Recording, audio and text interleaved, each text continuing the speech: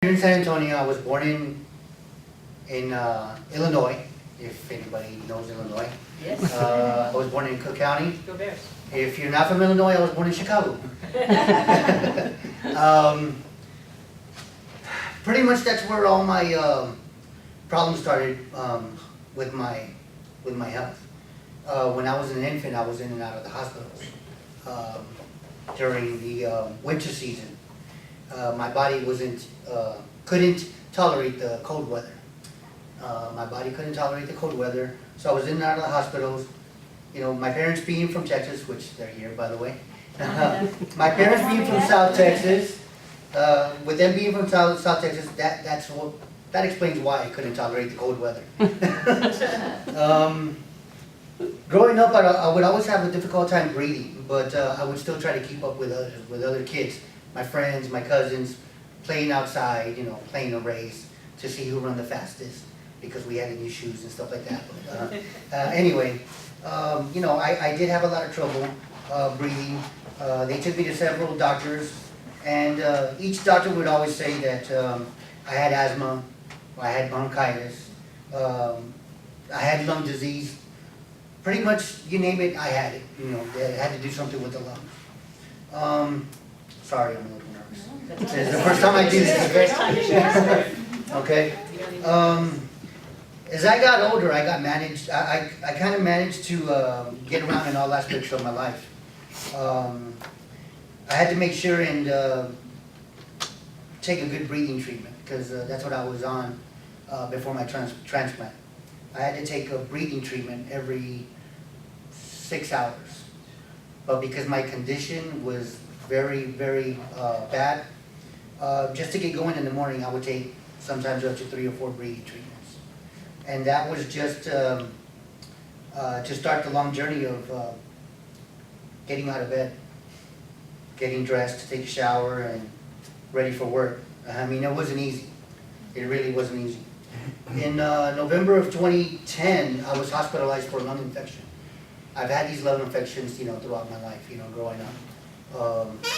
But this time it was more aggressive. It was more aggressive, and when I was discharged from the hospital, I got over my lung infection, but I noticed that my breathing wasn't the same. I was referred to a specialist named Dr. Garcia, and when I went to go see him for the first time, he ordered several tests for me to take and to have performed, and one of them was a CT scan of my lungs. When I went to go see him for the first time, he saw my numbers, breathing, the amount of oxygen that I was supplying to my body, and you know, he pretty much told me that I was the worst case he had ever seen. To hear that is just very devastating at the time. But he did prescribe me, like I said, oxygen. So I was on oxygen 24/7. I had to use oxygen at work, at the house, go shopping, go to the zoo with the kids. I mean, anywhere and everywhere that I had to go, I had to carry this oxygen tank with me.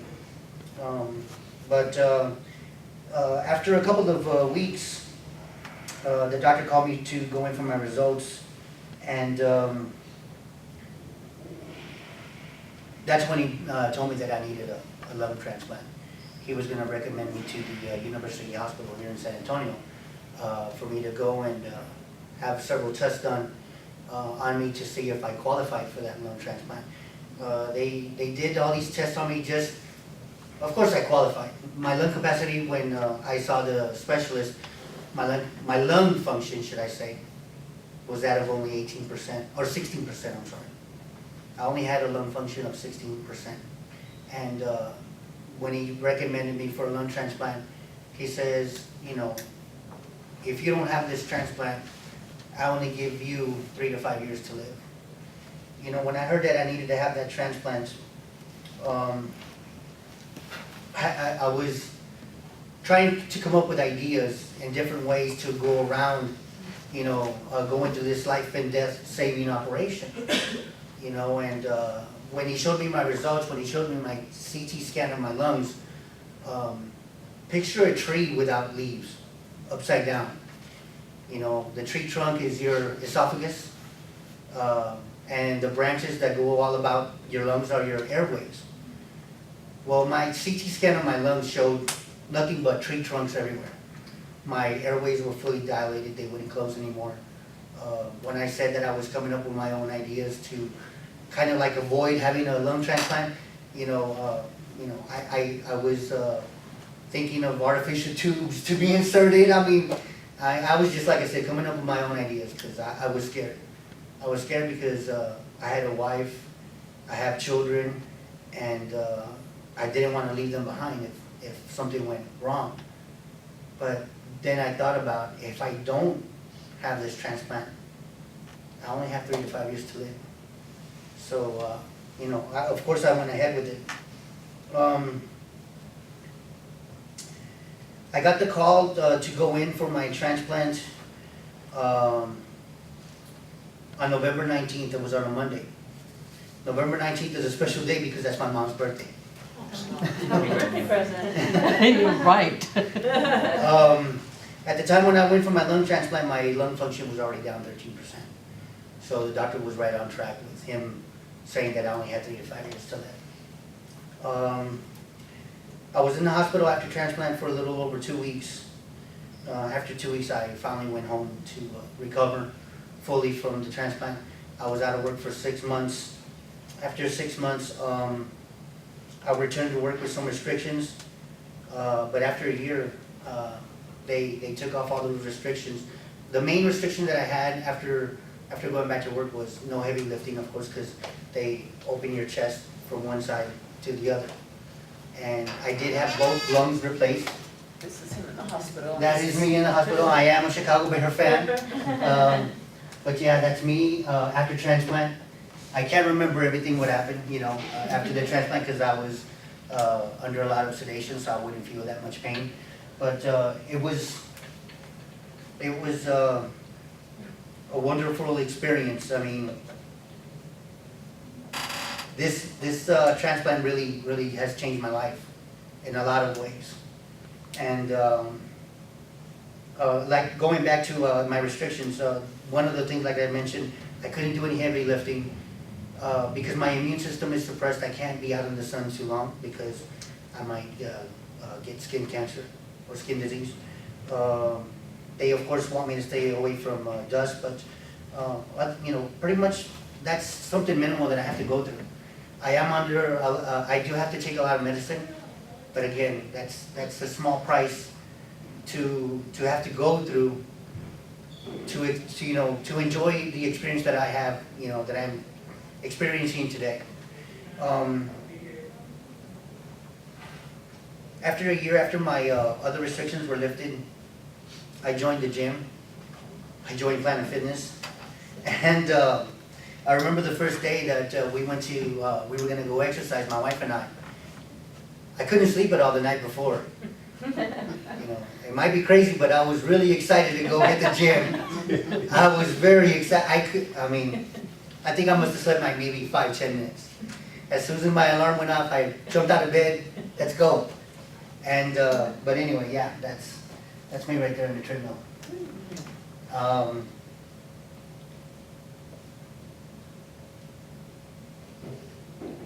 I am able to enjoy things I haven't been able to do before. I can park my car at the very end of a row at HEB without having to, worry about walking inside the store and losing my breath along the way, I can go to the zoo without having to worry about stopping 2 or 3 times to catch my breath along the way just to get to, the entrance of the zoo or Fiesta Texas or SeaWorld.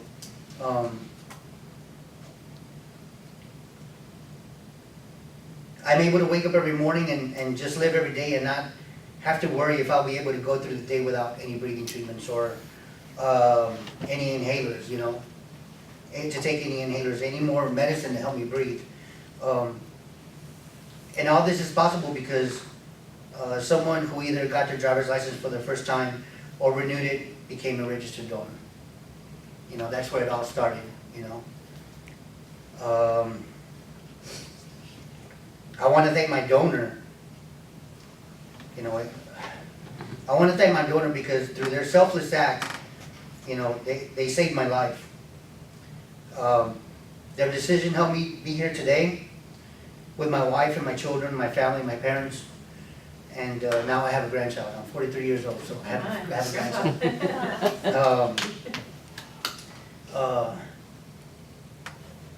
All this has let me live and do things that others may take for granted. One of course being able to go exercise every day. Sometimes I wake up in the middle of the night and I can just hear myself breathe, but it's not really me breathing, it's my donor that's breathing for me. And it's an awesome gift, you know? It's an awesome gift. And I can't thank him enough. I can't thank him enough. And, you know, I want to thank their family, and I hope to meet them one day. I haven't met them yet. But I hope to meet them one day. And that way they can hear the loved one breathe for me. I want to thank my wife, my parents, my children, my friends, all my family for all their support. And especially you guys, you know, because, you know, you guys are the ones pretty much in the front lines. You know, when you guys get these people to come in and get their driver's license or renew it, you know, you're able to ask that question. You know, would you like to be a donor? And it's because of you guys, my donor was registered, you know, became a registered donor through you guys. And I want to thank you guys for that.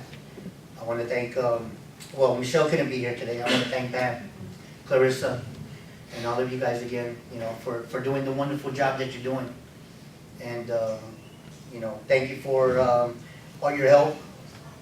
And I hope my story that I shared with you today will help you to encourage others and more people to register.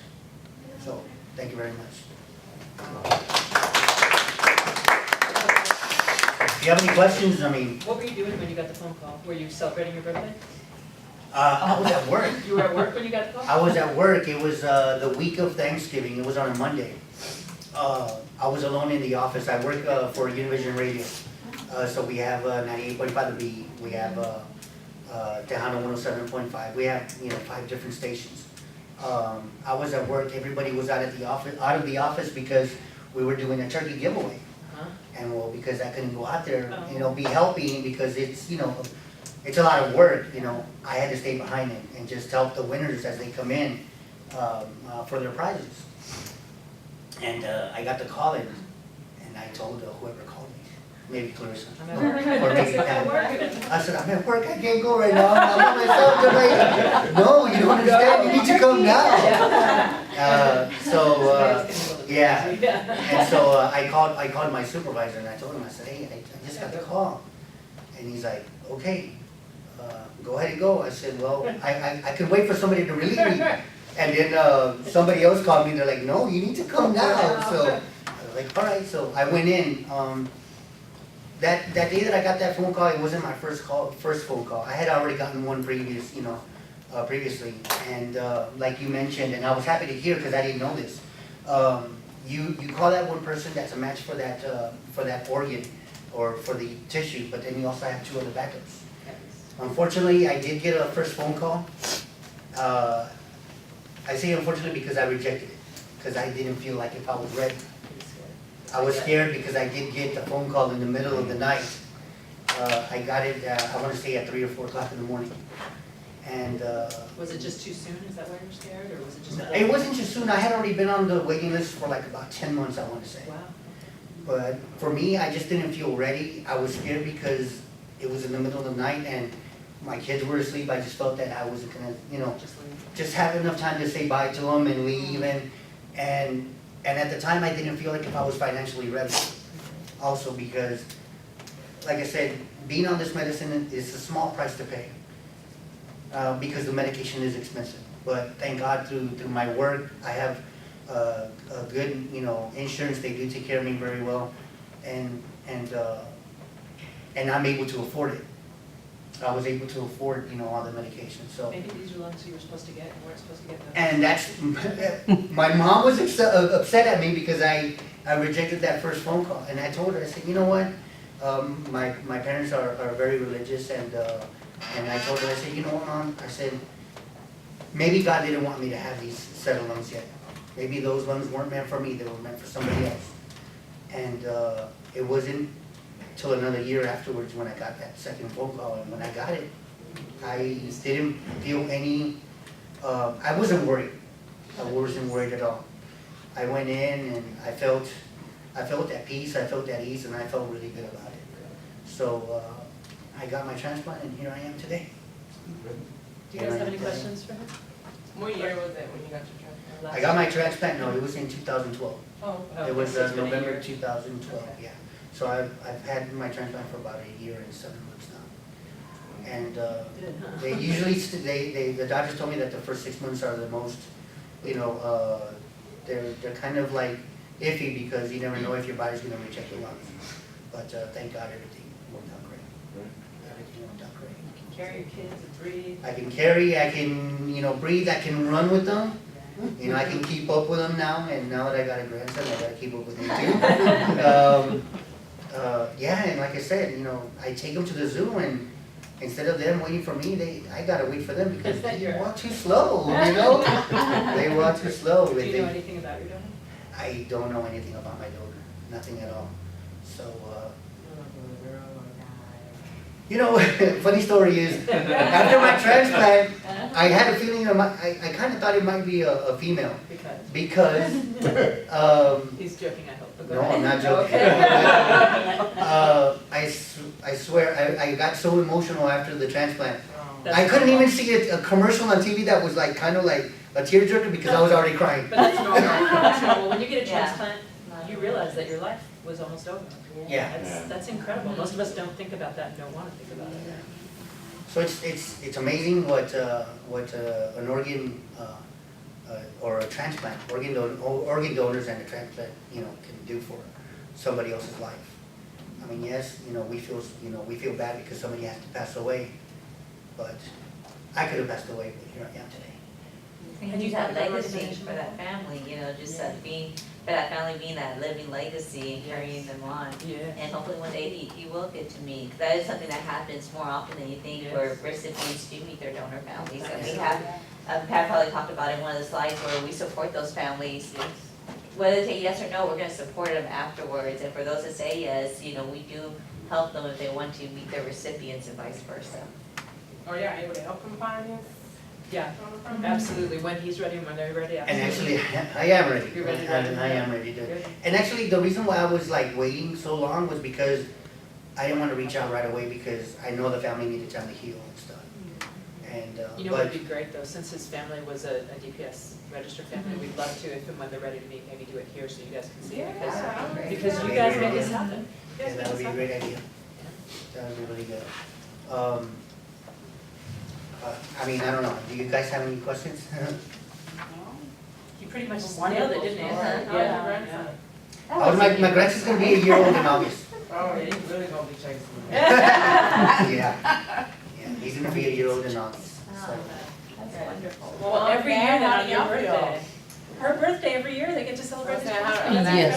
how do they feel? So how do you guys? Oh, feel? how do, God, I'm overwhelmed. I mean, I saw him, he couldn't breathe, he couldn't walk, sometimes his dad would tell him, go mow the lawn. Right. You waiting for that?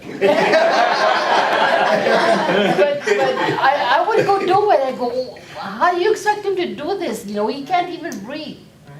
But now that he can, I think it was last year in Thanksgiving or something like that, when you were sitting at we were at the living room, and he said, what are you doing? He goes, I'm doing something I couldn't do before. I couldn't breathe through my nose and, you know, let the air out. I mean, everything is new. It's I don't know, it's something you can't explain, you know, there's a joy, and I thank God, you know, for what he did. And now I'm waiting for another kind of transplant too. What is that? My sister is blind. Yeah, I have My a sister blind is daughter, so completely blind. So she needing a coordinated transplant? I don't know if she can. I don't know if they have transplants for retina? Not 'Cause for that's- retina, but for okay. cornea. No. Okay. Then, but one of these, But maybe someday, yeah, one of these Yeah. days, yeah. the way Had you the, guys thought about donation before you were in need? Had you guys ever talked about it? You know what, Or- I've or never register. even, I think I did register. Here at DPS probably? I think This I is what everybody registered, does. I think I'm- when I used to live in Uvalde. I'm not sure. No, you have an old license, but that's okay, you might be registered online. Yeah, I probably. think before you leave here, you should probably go outside and get your We driver's can get license. your It's worth it, right? You wanna have that heart on your license. But it's good to hear a story like this, because very often there's those misconceptions, especially here, being so close to the border, you hear a lot of these, like people that live in the valley, oh, they're not supportive of donation because of the culture. Right. And yeah, there are some misconceptions, but it's a breath of fresh air when you hear families, Yes. that are for donation, that are Spanish and are religious, and Yes, it's a I'm good gonna thing. slideshow Yes. so I can like go through this with my family, because I was trying to tell them about. This is on your share drive, and you can copy it Oh, anytime you okay. want, and if you can't copy it, we'll send it to you, but yes, you have access to all of this on your SharePoint. Okay, thank you, because Absolutely. I was trying to. You know, I've never been in a presentation where the family came along, and I just think that adds so What much. support. Yeah, it's really fantastic to have. My wife couldn't be here, she had to work, she Well- couldn't like yeah. get the day off, so. Until you have everybody material. Yes, I was crying, I was definitely crying. You guys have any other questions for either of us or any of us? Mom and Dad, please? Yeah, it's great. So do you still eat tacos or no? You know what, the only thing I can't eat, sometimes I'm guilty of doing it anyway, That's okay. is raw food, like let's say shrimp. Okay. So Because it may have stuff in it. yeah, it may have like Bacteria or something to reject, cause rejection, but I don't. Just eat it Of course, I fast. don't do it often, but you know what? As a matter of fact, I had it for the first time this past week, and I just couldn't resist, so I had a shrimp cocktail. We all do that, don't we? We eat stuff we're not supposed to eat sometimes. So have you been mowing the grass and stuff? No. It's even on the I was grass. gonna say, you come to my house. You mow the grass. No, I haven't. We all- Unfortunately, I can't because I gotta stay out of the sun. Yeah, Oh, yeah. this is true. Yeah, but yeah, other than that, I mean, everything else. But maybe if you walk with an umbrella by him, you can be doing it. Oh, he's mowing You're it. not helping, Mom. Oh, I want you to experience that, what it Yeah. feels to mow the lawn. Yes, it's so exciting. Hey, he's excited to go to the gym. Yes, that's uh-huh. motivation. Yeah, so it's a blessing. it's a blessing. Hearing your story definitely makes me wanna, Where do you live? You live in San Antonio? I live here in San Antonio, I live by the airport. Oh, good, you guys can give me a ride home. Thank you guys so much for listening and for caring about this and for asking your customers about this. I hope that this does make a difference, because even if you thought it was kind of a good thing before, how can you not think it's a good thing once you actually meet somebody who's alive because of that? Absolutely. Double lung transplant, I mean, Wow. that was scary when I first heard about it. That'd be scary when It was everybody very knew about it. scary. Yeah, but you got through it, didn't But you? I got through it and here I am. Thank goodness, because your kids need you and your wife needs you and your Definitely. grandbaby needs you and your parents. And Mama needs him. Yes. I love that. I love that. Thank you for